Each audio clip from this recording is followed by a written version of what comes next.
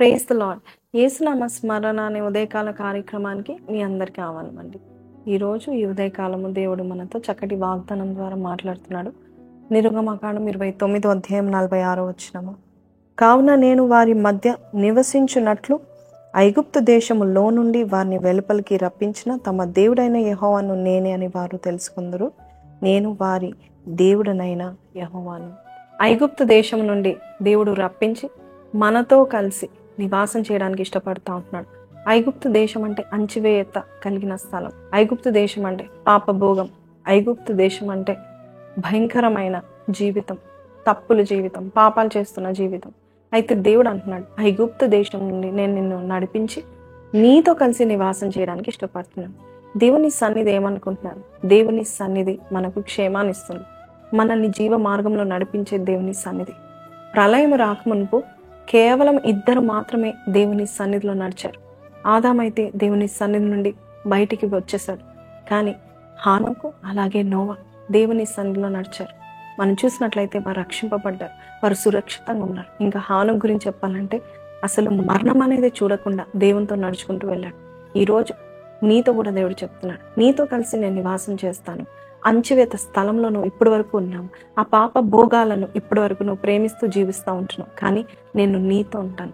ఈరోజు ఆ పరిశుద్ధుడు మనతో ఉండడం అంటే ఎంత గొప్పతనం. మన జీవితానికి అర్థం ఇచ్చేదే ఆయన సన్నిధి, ఆయన తోడు. ఆయన కనుక మనకు తోడుగా ఉండి దివారాత్రులు మనతో నివాసం చేసినట్లయితే మనకి ఇంకా భయం ఎందుకు? మనం సురక్షితంగా జీవించవచ్చు. అంతేకాదు, ఏ పాపము ఏ శాపము మనల్ని వెంటాడదు. పాపం ఉంటే కీడు ఉంటుంది, పాపం ఉంటే అవమానం ఉంటుంది. శాపం అంటే మన జీవితంలో అభివృద్ధిలో ఉండదు. ఈరోజు దేవుడు అంటున్నాడు, ఆ శాప పాపాన్ని కొట్టివేసి ఐగుప్తు దేశంలో నిన్ను రప్పించి మంచి సురక్షితమైన స్థలంలో నేను నిన్ను పెడతాను. నా రెక్కల నీడలో నువ్వు ఉంటావు. నీతో కలిసి నేను నివాసం చేస్తాను.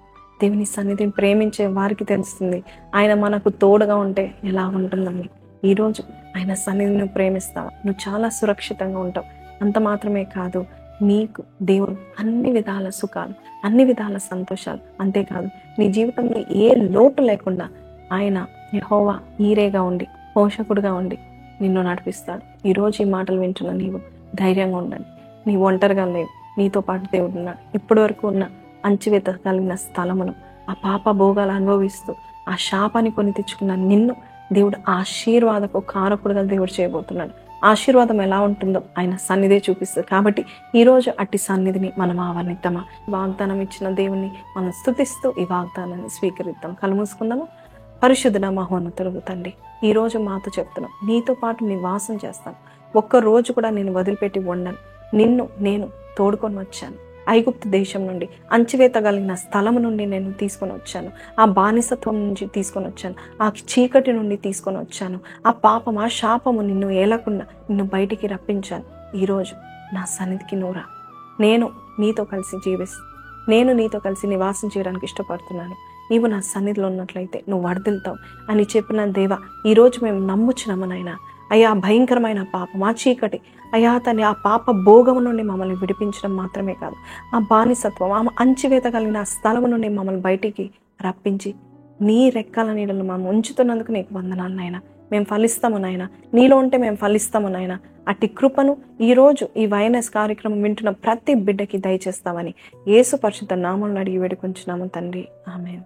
సో ప్రైజ్ ది లార్డ్ అండి. దేవుని సన్నిధికి నుండి మనం దూరంగా తిరుగుతున్నప్పుడు దేవుడు అంటున్నాడు, లేదు నువ్వు నాతో కలిసి జీవిస్తావు, నాలో జీవం ఉంది, నాలో చక్కని సేఫ్టీ ఉంది. కాబట్టి ఈ రోజు ఈ వాగ్దానం మీతో మాట్లాడినట్లయితే కింద కామెంట్లో ఆమేన్ అని పెట్టండి. లైక్, షేర్ అండ్ సబ్స్క్రైబ్ మర్చిపోకండి. 10 గంటలకు మళ్ళీ లైవ్లో మనం కలుసుకుందాం. అంతవరకు సెలవు. Praise the lord.